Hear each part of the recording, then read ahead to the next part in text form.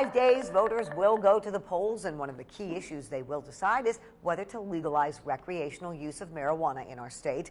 A poll this week for the Detroit News shows overwhelming support for Proposal 1. 57% of the people surveyed statewide say they would vote for legalization. 40% say they oppose it.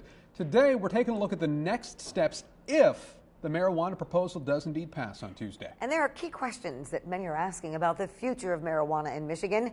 Where would people get it? Will pot shops open immediately after the law takes effect? We will verify the answers. But we're going to start with a look at impaired driving and the process of testing for marijuana. 13 on your side's John Hogan going to begin our team coverage. The state launched a program about a year ago for roadside drug testing. Now those oral fluid samples end up at this lab in Kalamazoo. Marijuana is the #1 drug that we see in people.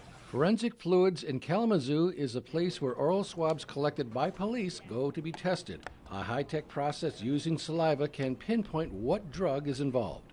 Marijuana leads the list. Other drugs detected in the roadside test are cocaine, opiates, and methamphetamine.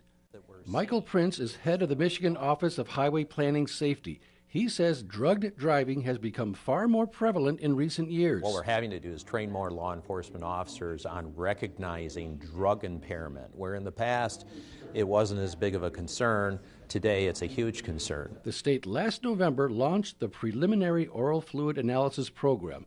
It allows for roadside tests by police officers trained as drug recognition experts. The oral swab is part of a 12-step evaluation process. They open this, they do this on the side of the road. Drivers put a cotton pad in their mouth to collect saliva. It takes a few minutes. Really, it's Wicks fluid. It's like putting a paper towel in your mouth. Because we need to collect about a half a teaspoon of fluid in order to have something to test. Bridget Lorenz Lemberg started Forensic Fluids in 2005. She says police agencies like the convenience of roadside testing. I can watch you spit on a stick. Getting stuck with a needle, you need a phlebotomist. A growing number of states have tapped Forensic Fluids to test samples collected as part of the anti-drugged driving campaign. There's 9 or 10 other states in the United States that have tried or are trying oral fluid. Michigan State Police are expected to release results of its one-year pilot program later this month. Kent County is among 5 counties selected for the roadside drug tests. The pilot counties were chosen based on several criteria, including the number of impaired driving crashes.